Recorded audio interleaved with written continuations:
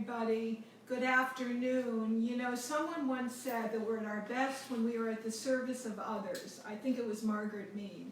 So today I want to be of service to you and number one, talk about all the light and lively lunches that you can partake in during the quarantine. I believe we're all in week 3. And I also want to spend some time answering any and all of your questions. I know some of you aren't sleeping well. I'm one of those individuals. Let me tell you what I'm doing. Some of you are not hungry. I'm one of those people that is not hungry, and others of you are nibbling and noshing way too much, so we've got to address that. And then there are others of you that are getting to be a little depressed, a little stir-crazy, and need a little motivation. So let me just say this. For those of you that are watching, I'd like to know where you are right now, where you are at home, because I know you're all at home. That's number 1. Send a little emoji. Number 2. And let me hear a positive word. You know, the words that I would speak over you would be these: resilience, persistence, and resurgence. Resilience, resistance, and resurgence. And I hope when all this is over, we'll be stronger and healthier and better than ever before. So having said all that, let me show you what I'm doing during the quarantine. Number 1, I'm in my kitchen in Texas. I'm here in the Woodlands, Texas. And we're very, very blessed to have a magnificent grocery store called H-E-B, which is like a Whole Foods and a regular grocery store combined. So we basically go out every day to replenish our staples. I've decided to make things easy. We would have 4 basic lunches that we rotate. So let me share with those with you now. And I think you can see on the table. Number 1 is my all-favorite, which is egg salad made with organic eggs. I basically make some hard-boiled eggs. I use a little bit of mayonnaise or olive oil. I kind of switch that off. This is the mayo I use, which is the one I can find at H-E-B now, the grapeseed Vegan-aise. The other one that I like is the Hain safflower oil mayonnaise. I can't always find that at H-E-B. I mix that together with curry powder. To make any dish better, you must use a little curry powder and a little bit of dried mustard, as well as some scallions. So I'll have that one day, and I might put that in a red pepper, or I might put that in a tomato, or I might put that in an avocado. Put a lot of lemon on that because it helps to emulsify fats. And I've got 4 delicious lunches. So again, it's a shrimp salad, it's an egg salad, it's a chicken salad, and it's a tuna fish salad. Now the tuna fish that we usually get is safe catch, but that's not always possible. So I do have a tuna fish right here, somewhere safe, it's hiding, which is a sun-kissed tuna. They're trying to tell me where it is. It fell down in the front. It fell down in the front. There, you got it. I got my sun-kissed tuna, and this is absolutely delicious. This is Starkist Selects EVOO extra virgin olive oil tuna that we were able to find, and this is delicious mixed again with a little bit of curry. It makes everything taste so much better. High in turmeric, which is so important right now because it's an oxygenating herb. We need all the fresh herbs and oxygenating herbs we can get, with a little bit of mayonnaise. So this is what we use. Now for those of us that want something that's really comforting, you could make a grilled cheese sandwich. Now there's a great sandwich that's out there. There's a great bread, and it is the Julian Bakery. They now call it paleo thin bread. It's made with either almond flour or coconut flour. I've seen it at H-E-B. For those of you that are at home, like all of you right now, I'm sure you can get it online, or you can get another non-GMO, whole grain, perhaps grain-free type bread like hemp hooray, and use the cheese of your choice if you're able to tolerate dairy. My personal favorites include Munster as well as Swiss, or a little bit of sharp cheddar cheese. But for those of you that have issues with dairy, we use a little bit of Follow Your Heart smoked Gouda that you can get in most grocery stores all over the country. So this is delicious, melted on the bread with a little bit of mustard, a little bit of organic ketchup, and of course a little bit of turmeric. Now in addition to all of that, there's some wonderful salads that you can enjoy. So this is the time when a Caesar salad made at home could be absolutely delightful. And I would use either hard-boiled eggs in your Caesar salad, or maybe some tuna fish, or some shrimp, or even some canned salmon. This is a great time to enjoy your salmon. So all of that together should give you many, many different options for those of you that want something easy and less carbohydrate than what some of you are eating. The other great alternative that I have is something that I really discovered recently, and I have this for breakfast. For some reason I crave this for breakfast. I'm really not normal in those respects. So this is my Kettle and Fire. This is the Kettle and Fire beef chili with beans bone broth soup. I'll heat this up. It's very warming because it has all these different types of chilies, which are very good for the immune system because they're good for the circulation. And this is a time when you want immune-enhancing herbs, and cayenne is probably the best of all of them. And even those of you that may be sensitive to nightshades can sometimes tolerate that. And into this I'll put some scallions, a little extra shot of turmeric. Turmeric goes wherever I eat. And then the other thing is I might just shred a little bit of the smoked Gouda, follow your heart, or a little bit of provolone. So you've got some wonderful things out there in this time and day and age, and I think it's important to remember that if you're interested in some snacks, then the best snacks are those that are whole grain, non-GMO, and something that's not too starchy. So in that regard, I have my very favorite, which is also a favorite of the kids, and that is the sweet potato crackers. Very high in fiber, very crunchy, a source of non-GMO grains. It's got a little bit of corn in there, but mostly sweet potatoes and 3 different kinds of seeds. So having said that, I think we're in good stead. Now, tonight is the first night of Passover, so of course I have the ceremonial matzah on the table. And I'll probably have a little matzah bride, fried matzah tomorrow morning. This is also the time when we're looking at something delicious for desserts, and I must tell you that my favorite dessert is anything made with coconut, so I'm going to be perfecting some coconut macaroons with maybe a little bit of honey, just a little bit of honey, or a little bit of maple syrup, so that this is something that we can enjoy over the holidays. I think it'd be good for both Easter and for Passover. The other little goodies that we have out here that I want to explain to you include some of the sprouts that you can get at the health food stores. My favorite are the broccoli sprouts, very high in glutathione and sulforaphane. So broccoli sprouts, really good to add to your salads or as a little garnish. And I'm loving my pumpkin seeds.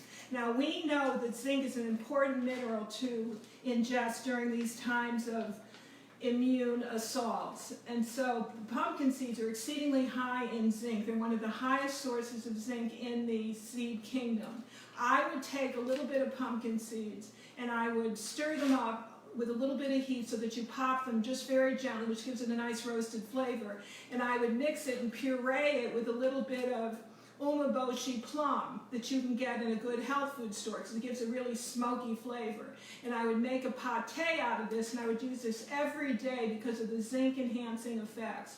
So if you're interested in that recipe, I will find it in one of my books. You know, I've written 35 books. I just have to remember which one I put it in. It's something that my husband came up with, but it's a wonderful pumpkin seed puree. And why do we love pumpkin seeds? Because they are high in zinc. Zinc is an antiviral mineral.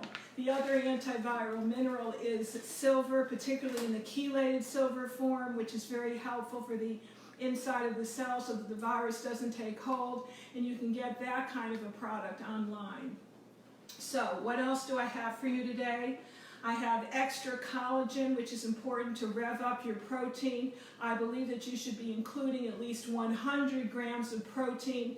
Yeah, 100 grams of protein in your diet daily because that's so important for a very strong and vital immune system. Protein is the precursor for hormones and enzymes, and it's very important for great skin and hair as we get older and more beautiful. And so this collagen hydrolysate is from Great Lakes Gelatin, and I love this company because they've been out for years. They're kosher, number 2.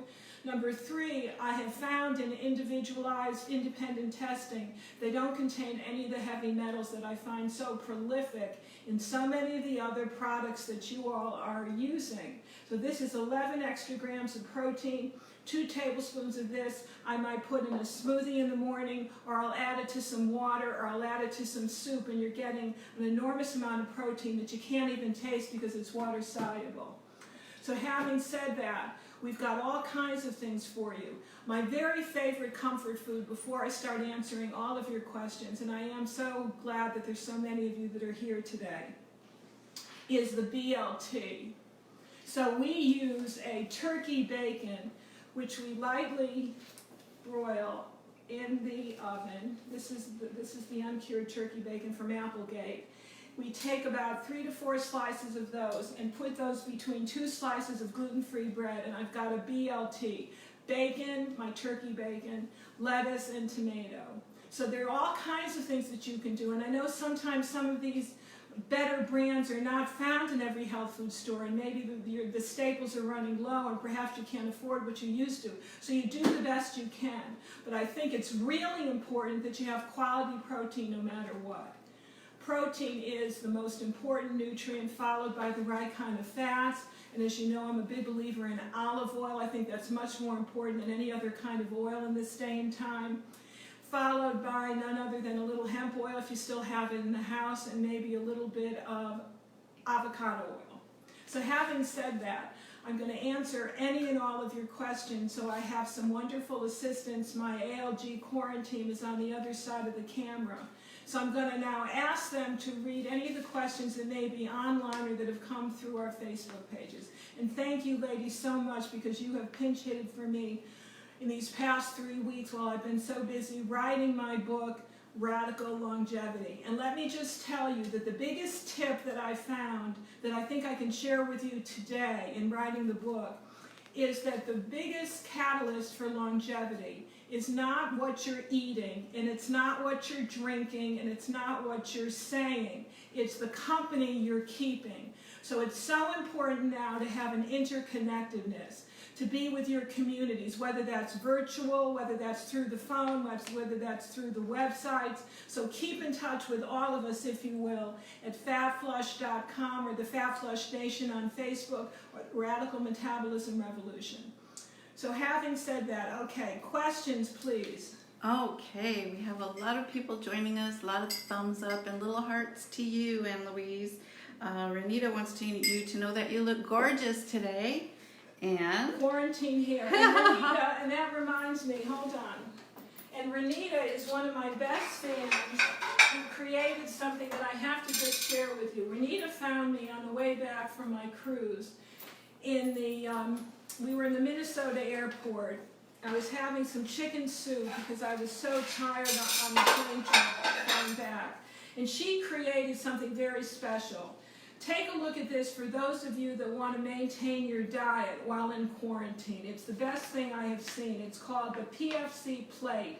You can get it at pfcplate.com, PFC Bone China Plate. And on the plate, she tells you what kinds of proteins you should have on a daily basis, what kind of carbs, and what kind of fat. This is so helpful for those of you that want to maintain good health and slim and trim down during these weeks when we're all quarantined at home. So I want to thank you, Renita. You've been a real blessing. And I'm so glad she asked that question because I had forgotten that I put this out to share with you today. It's wonderful. pfcplate.com. Everybody visit that site as soon as you can. Renita was my Pilates teacher many years ago, and she somehow found me in this airport and just gave me a little gift. She had the plate with her. I mean, this was amazing. Okay, other questions? Thank you so much. Okay, Stuart would like to know, what is the best kind or kinds of protein I can have for lunch that will also supercharge my immune system? Oh, that's a great question. So I think that the best proteins would probably be lean proteins. And I think as we get older, we should be eating less red meat. Why should we be eating less red meat? I don't care who's out there, you carnivores, you paleo people, you whoever you are out there. I just did the research of the book. You don't want to be eating a lot of foods that are exceedingly high in iron. Iron is one of the catalysts for aging. So everybody go after we're finished with the quarantine and give some blood, please. Got to get rid of the excess iron. So I'm going to say organic chicken, organic turkey, the safe catch tuna fish, and a little bit of shrimp, as well as your organic omega-3 eggs. To me, those are the cleanest and best for the majority of people that are out there. Along with that, Bonnie would like to know, what is your opinion of a meat-free vegan diet? I think some people do very well on a meat-free vegan diet. I think there's not one diet that works for everybody, and there could be a period of time when you need to go on a meat-free vegan diet and then slowly but surely integrate real foods back into the diet from the animal kingdom.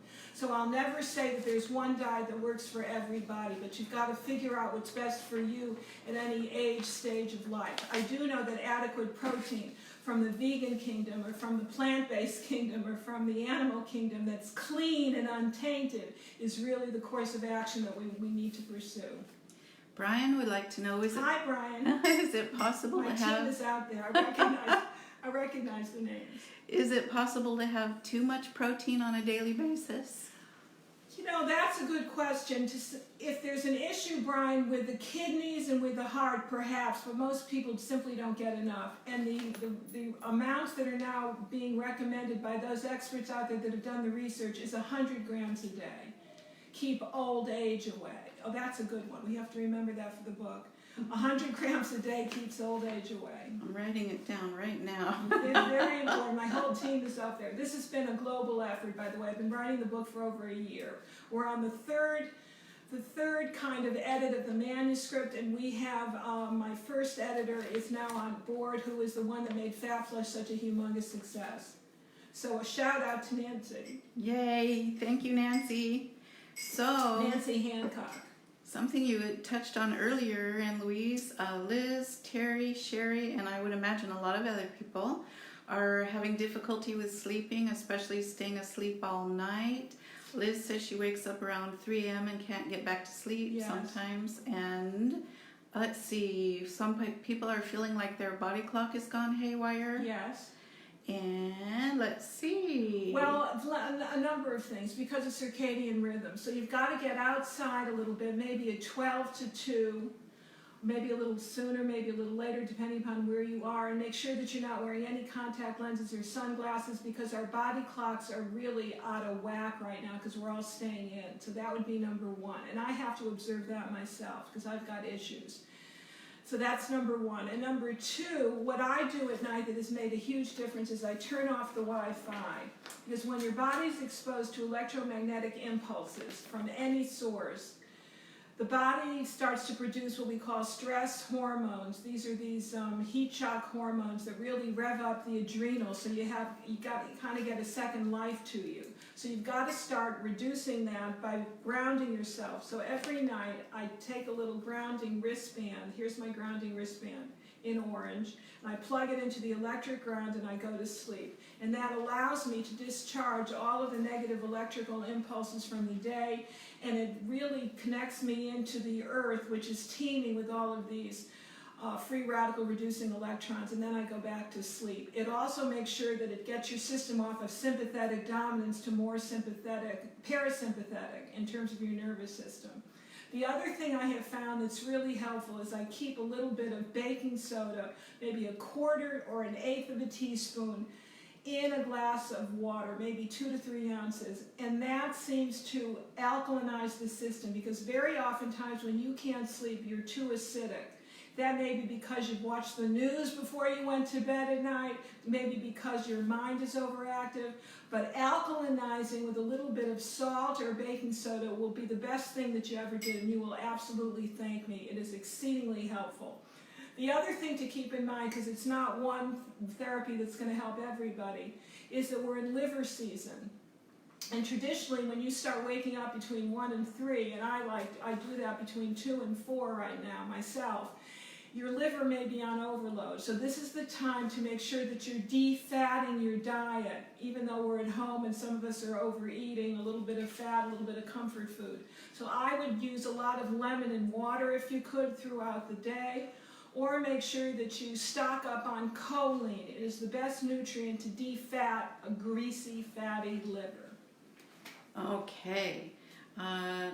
Terry would like to know, with our economic hardship, which supplements are must besides Bile Builder? It's not easy to choose. Money is extremely tight when revenue is zero, and our new reality is difficult to adjust to. I know, and I quite understand that.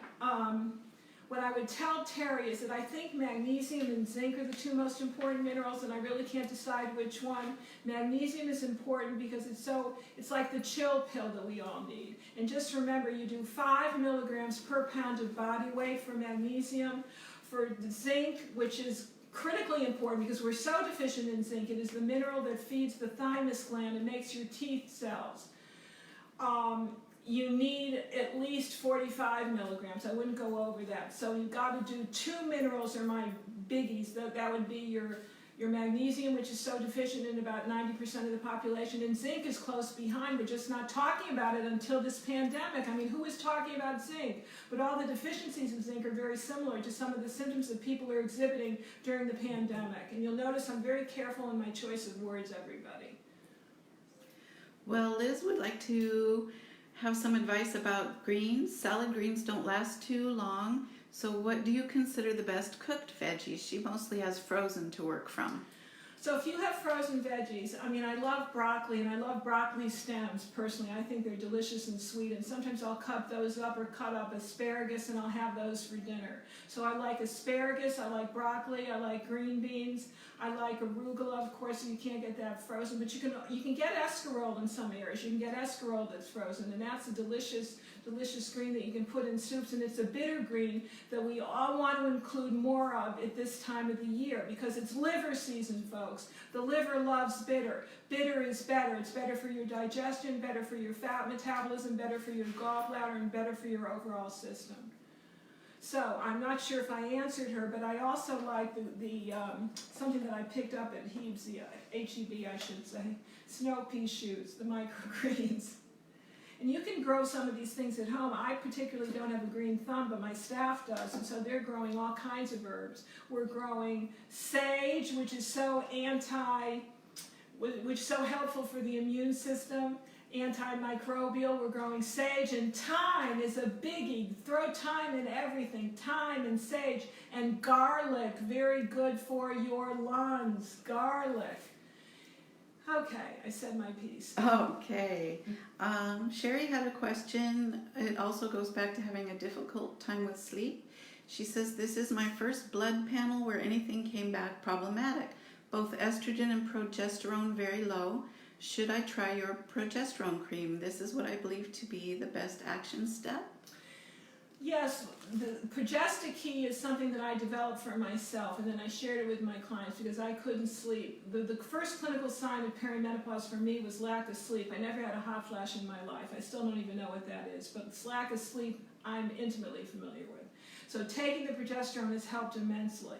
And the mineral, interestingly enough, that's associated with the production of progesterone is zinc. That's the one that you're all so darn deficient in. I mean, we as a society are. So that would be just hugely helpful for you. Yes, so yay to progesterone. Yay. Also, here's a question from Liz. Is it okay to drink apple cider vinegar water if I can't find cranberry juice right now? Well, as many of you know, cran water is a real signature of mine that I introduced many, many years ago in my fat flush plan. And it balances the pH, it gets rid of cellulite beautifully, and it also kind of strengthens the cell wall membranes. So if you can't find cranberry juice, then get some apple cider vinegar. It's 2 tablespoons of apple cider vinegar to 32 ounces of water, and that will acidify your system and also give you biologically available potassium. And there's some new research to suggest that 20 to 30% of the individuals that are getting sick during the pandemic are very potassium deficient. So you're seeing a kind of theme here, my friends, and that is that minerals are exceedingly important, and we're not eating enough fruits and vegetables, so we're not getting enough potassium because you've all been on these low-carb diets for so long. So having a little bit of apple cider vinegar and water will hold you in great stead. I love apple cider vinegar and water, and if you're tired, 2 teaspoons of apple cider vinegar 3 times a day and 8 ounces of water with a little bit of honey will really bring your pH and your energy back. So those are old-fashioned, but they're timeless and ageless, and they're the cures that time forgot. Excellent. Jennifer has a question. She wants to know, is it the fact that people have untreated high blood pressure and are on no medication, or is it the medication treating high blood pressure that makes you more susceptible to the COVID virus? From what I've been able to glean, Jennifer, and that's a great question, it's those that have high blood pressure, which is untreated. Okay, she has some other good questions here. And you know what's so helpful with high blood pressure? The potassium that we spoke about and magnesium. And remember, the magnesium that I'm really fond of talking to you about is the Mag Key that I helped to develop, which is the 4 cofactors to help it get into every system and bodily organ in your body. And it's 5 milligrams per pound of body weight is a loading dose. And if you start getting a little loose and this, that, and the other, which isn't necessarily a bad thing because so many of you are not exercising enough and are a little irregular, then you just cut back. So it's 5 milligrams per pound of body weight. I personally take 800 a day and probably need more. Well, these next 2 questions go hand in hand. How do heavy metals impact adrenal health and energy levels? And if I'm tired all the time, should I take something for my adrenal and thyroid glands?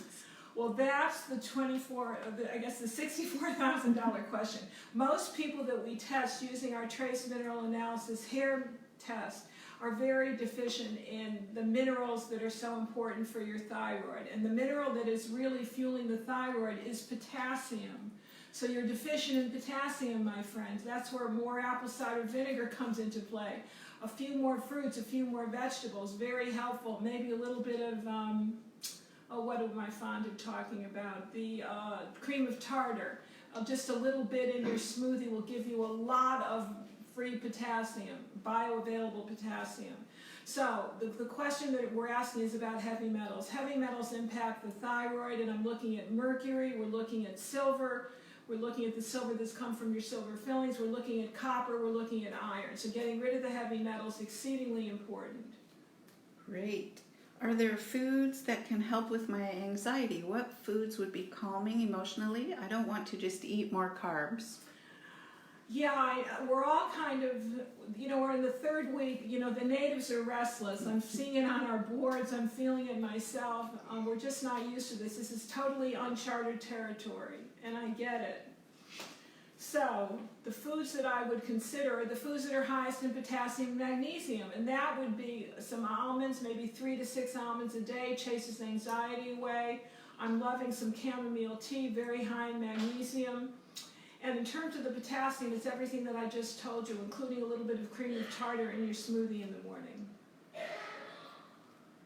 Denise says she's feeling more brain fog, literally cannot hold a thought in her head.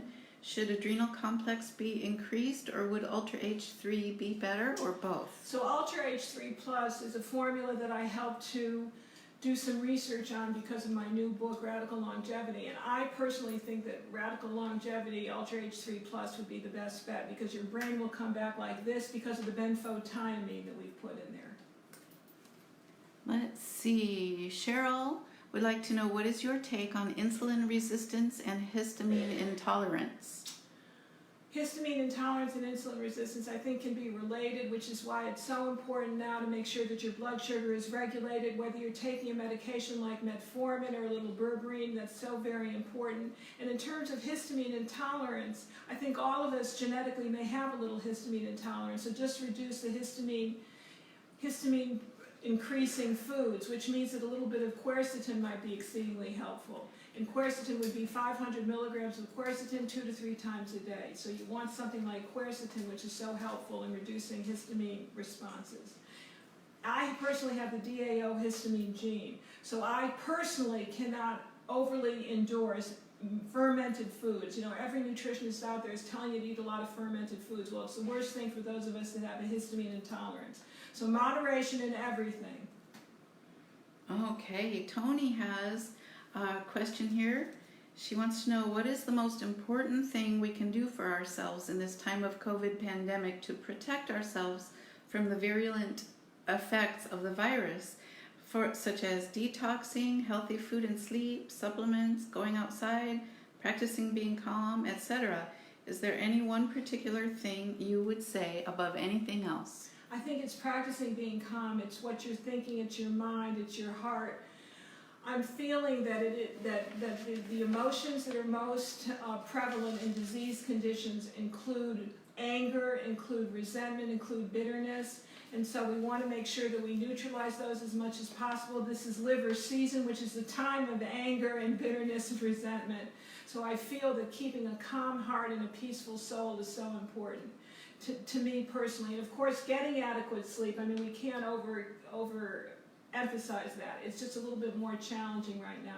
But keeping calm important, which is why a little bit of lavender.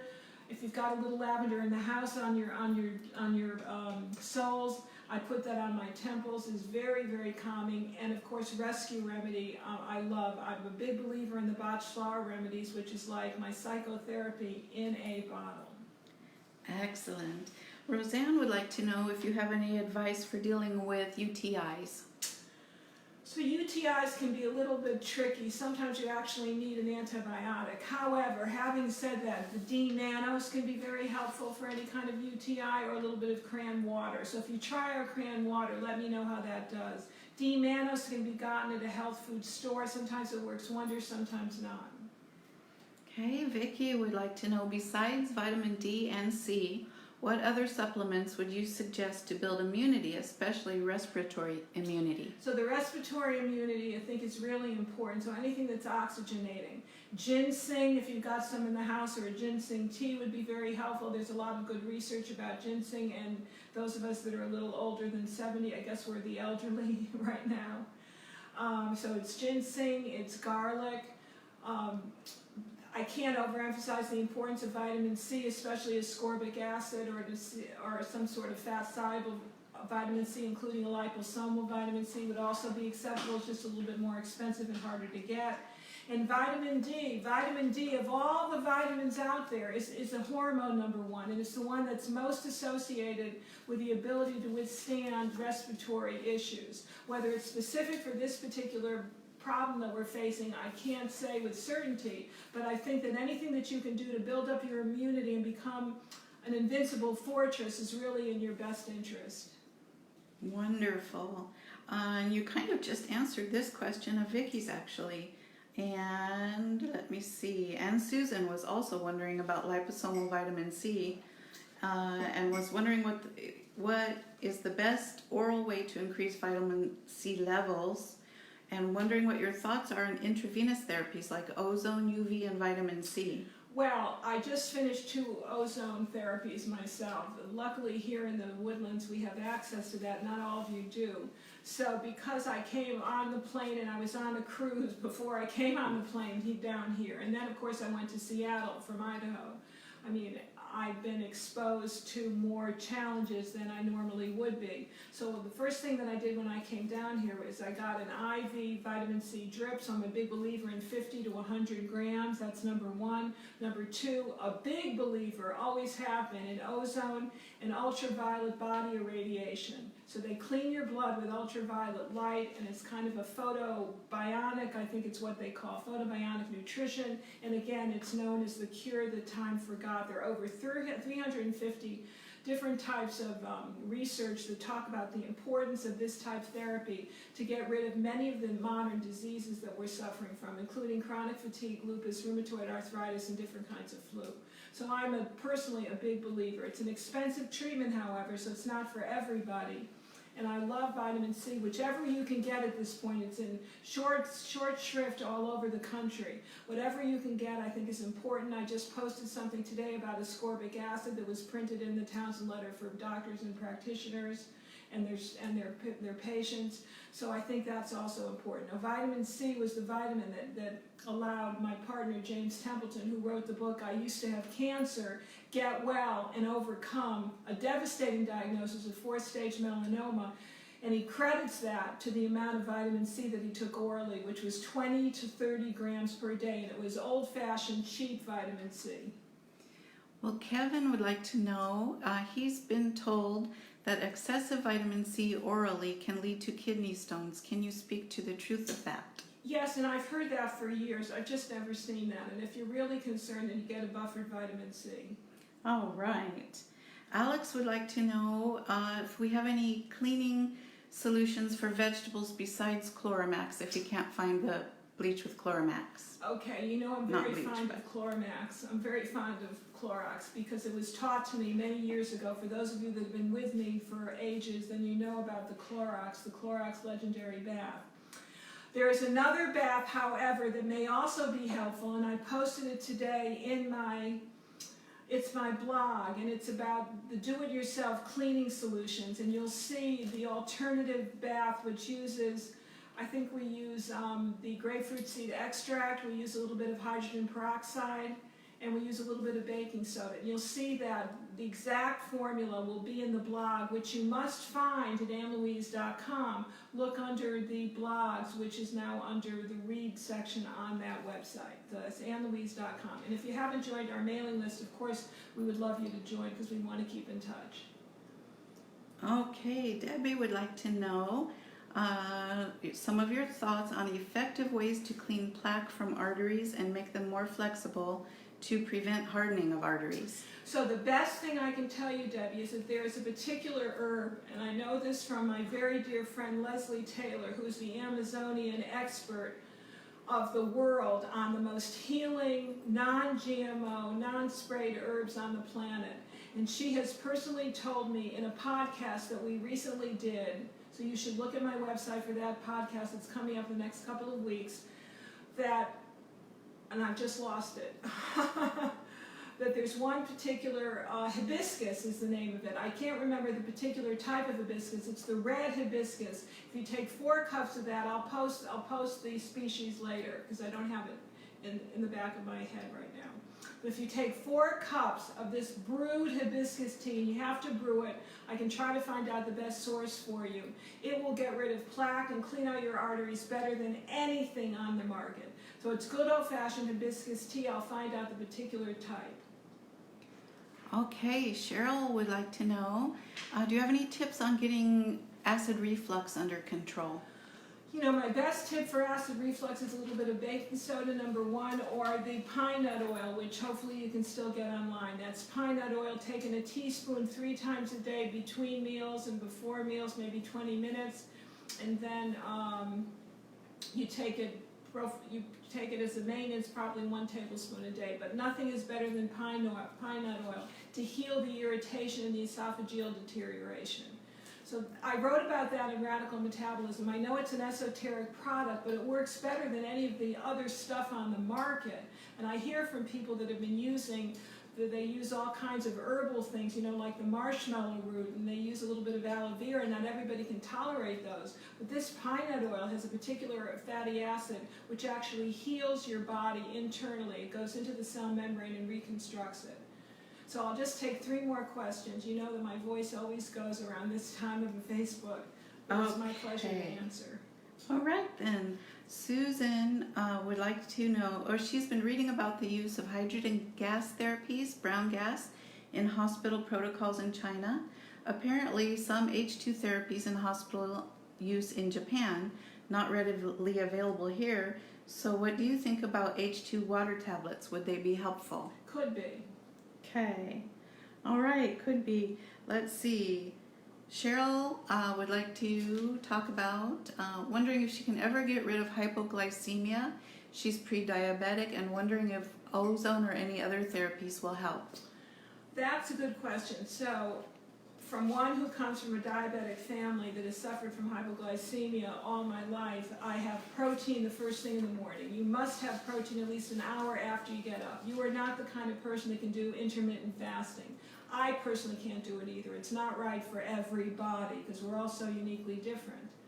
That's number 1. Number 2, I think it's important that you have certain types of blood sugar regulating herbs in your diet. The best one is probably something like berberine, if you can handle some berberine at 250 rather than 500 milligrams per meal.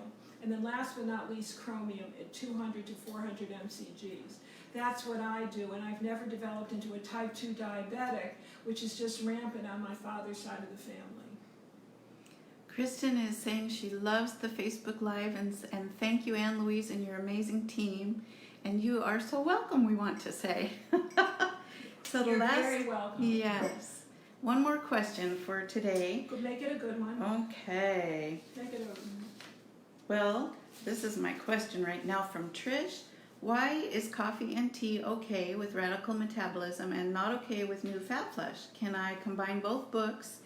And because I can't get all the ingredients because of COVID-19, like cran water or oolong tea and juices, that I can't get the ingredients, will it help or just mess anything up? So for those of you that haven't read my books, and if you haven't, you should. Yes. The New Fat Flush Plan, a terrific book for weight loss, and then of course for those that are really have issues with their thyroid and their gallbladder and can't lose weight easily, then that's Radical Metabolism. There's new research about coffee that I was unaware of, so that's why it's not a major focus in the first book, but you can absolutely combine everything. My latest books reflect the latest research that I've done, and of course you can have 1 to 2 cups a day, very helpful as long as it's non-GMO, non-mold, healthy coffee. You know, I like purity. And in terms of the tea, I found a variety that actually tests tea for fluoride. I have never been in favor of green teas, white teas, and black teas because it's high fluoride. And I always thought that high fluoride content went right along with our hypothyroid epidemic. So the peat tea really came on the scene, so I've changed my tune. And whenever there's a change in research that I can validate, I'll always share that with you in the latest, greatest book. And hopefully that will be Radical Longevity, coming out May 11th, 2021. So on that note, I'll say goodbye. Good luck.